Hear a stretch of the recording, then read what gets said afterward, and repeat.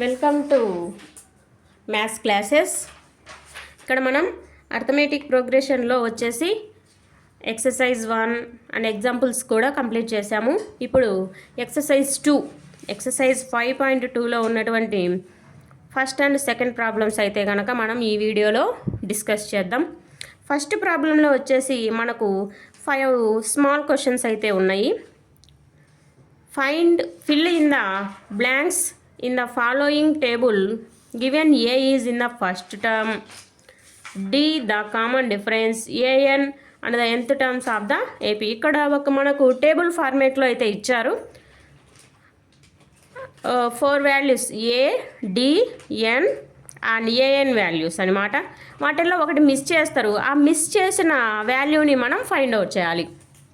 ఇప్పుడైతే ఫస్ట్ క్వశ్చన్లో A is equal to 7, D is equal to 3, N is equal to 8, AN is equal to question mark. ఇక్కడ మనం ఈ ప్రాబ్లంలో వచ్చేసి AN వాల్యూని ఫైండ్ అవుట్ చేయాలి. డైరెక్ట్గా AN ఫార్ములా ఏంటి? A plus N minus 1 into D. ఇక్కడ నోన్ వాల్యూస్ అన్నీ సబ్స్టిట్యూట్ చేస్తాం. ఏ వాల్యూ వచ్చేసి 7, N వాల్యూ వచ్చేసి 8 మైనస్ 1, D వాల్యూ వచ్చేసి 3. 7 ప్లస్ 8 మైనస్ 1 అంటే 7 ఇంటూ 3. 7 plus 7 3 21, 21 plus 7 28. ఇంతటితో AN వాల్యూ వచ్చేసి ఇక్కడ మనకి ఎంత వచ్చిందమ్మా? 28. Next second question. A value is minus 18, D value question mark, N is equal to 10, AN is equal to 0. ఇక్కడ మనకు D వాల్యూ ఇవ్వలేదు, కానీ వీటన్నిటికీ అనుసంధానంగా ఇవన్నీ ఉండేటటువంటి ఫార్ములా ఏంటి అంటే కనుక AN formula. AN is equal to A plus N minus 1 into D. AN formula ఉండగా మనకు చింత అనేది ఉండదు. AN వచ్చేసి ఎంత? 0. A value 18 minus 18 plus N value వచ్చేసి 10, 10 మైనస్ 1 ఇంటూ D. మైనస్ 18 ఇటు సైడ్కి వస్తే ఏమవుతుంది? ఈక్వల్ టుకి ఇటు సైడ్కి వస్తే ప్లస్ అవుతుంది. 10 minus 1 9 into D. So D is equal to 9 అనేది ఏమవుతుంది? డినామినేటర్లోకి వస్తుంది. 9 1s 9 2s. So D value వచ్చేసి 2. ఈజీగా ఫైండ్ అవుట్ చేసాం కదా. nth టర్మ్ ఫార్ములా ఉంటే కనుక ఇలాంటి ప్రాబ్లమ్స్ను ఈజీగా సాల్వ్ చేయొచ్చు. Next third.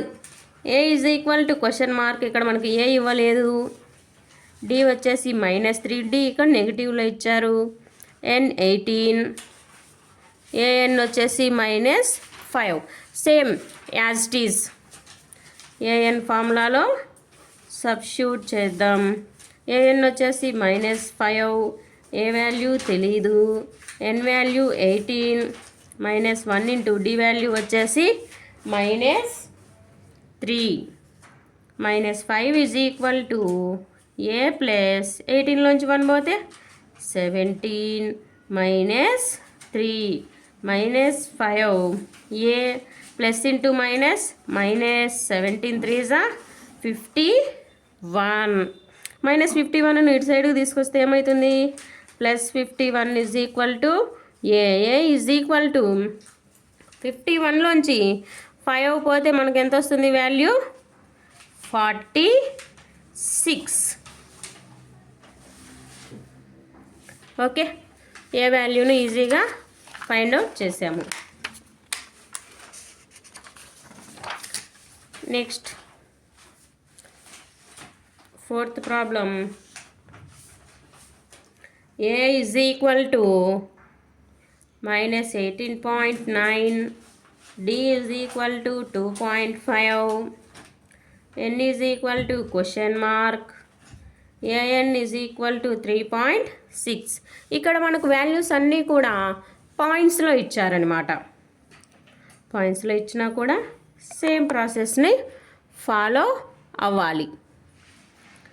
Minus, so AN value ఎంత? 3.6. 6, ఏ వాల్యూ వచ్చేసి -18.9 ప్లస్ ఎన్ వాల్యూ ఇవ్వలేదు ఇక్కడ, ఎన్ వాల్యూను మనం ఇక్కడ ఫైండ్ అవుట్ చేస్తాం 2.5 -18.9 ఇటు సైడ్కి వస్తే ఏమవుతుంది, ప్లస్ అవుతుంది, n-1 ఇంటూ 2.5, 6 9 అంటే 15, 3 4 4 + 8 12, 1 కింద ఇంకొకటి వస్తుంది అనమాట 2.22.5 22 పాయింట్ ఎలా వచ్చింది, మళ్ళీ ఇది ఒక డౌట్ ఉందనుకోండి, సింపుల్గా ఇలా వేసుకొని చేయడమే. 22.5 is equal to n-1 into 2.5. So n-1 మల్టిప్లికేషన్లో ఉంది కదా, ఇప్పుడు డినామినేటర్లోకి వెళ్ళిపోతుంది 2.5. n-1 ఈజ్ ఈక్వల్ టు న్యూమరేటర్లో ఒక డిజిట్ తర్వాత పాయింట్ ఉంది, డినామినేటర్లో కూడా ఒక డిజిట్ తర్వాత పాయింట్ ఉందన్నమాట. ఇప్పుడు ఈజీగా రెండు కూడా తీసేయచ్చు పాయింట్లు. 25 5తో 5 5 జా 25, 5 4 జా 20, 5 5 జా 25. Next 5 1s 5 9s. Okay, n is equal to 9 + 1. n value వచ్చేసి ఇక్కడ మనకేమొచ్చిందమ్మా 10. n value is 10. Next 5th problem, a is equal to 3.5, d is 0, n is equal to 1.5, an is equal to question mark. ఇక్కడ మనం common difference observe చేయొచ్చు. Common difference అనేది 0. అసలు common డిఫరెన్సే లేనప్పుడు ఏ అయినా ఒకటే, ఏఎన్ అయినా ఒకటే. ఎందుకు, ఒకటే నెంబర్ రిపీట్ అవుతూ ఉంటుంది. A is equal to AN is equal to a + n-1 into d. AN value మనకు తెలియదు, ఏ వాల్యూ 3.5 ప్లస్ n వచ్చేసి 105 - 1 ఇంటూ 0. సేమ్ యాస్టీస్గా రాస్తాం. Any number multiplying with 0, the resultant value is also 0. So an is equal to 3.5. ఈజీగా find out చేసాం కదా. Same ఇదే మాదిరిగా AN ఫార్ములాని use చేసుకొని మనం రిమైనింగ్ ప్రాబ్లమ్స్ అన్నీ కూడా సాల్వ్ చేద్దాం. ఇప్పుడు ఫస్ట్ ప్రాబ్లంలో ఉన్నటువంటి ట్యాబులర్ ఫామ్స్ అయితే కంప్లీట్ అయిపోయినాయి. ఇప్పుడు సెకండ్ ప్రాబ్లం చేద్దాం. Choose the correct choice in the following and justify. ఇక్కడ మనకు 2 క్వశ్చన్స్ ఇచ్చారు.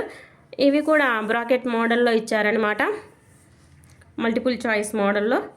చూద్దాం. 30th term of the AP, 30th టర్మ్ను మనం ఇక్కడ ఫైండ్ అవుట్ చేయాలి. సిరీస్ ఏమి ఇచ్చారు, 10, 7, 4, అండ్ సో ఆన్. ఏం కనుక్కోమన్నారు, 30th టర్మ్ కనుక్కోమన్నారు కాబట్టి n వాల్యూ ఎంత అవుతుంది 30, ఏ వాల్యూ ఎంత 10, d వాల్యూ ఏమవుతుంది a2 - a1, a2 7, a1 వచ్చేసి 10. డిఫరెన్స్ వచ్చేసి ఏమొచ్చింది, నెగిటివ్ వచ్చింది. ఎందుకు నెగిటివ్ వచ్చింది, డిక్రీజింగ్ ఆర్డర్లో వెళ్తుంది ప్రోగ్రెషన్ వచ్చేసి, కాబట్టి నెగిటివ్ వస్తుంది.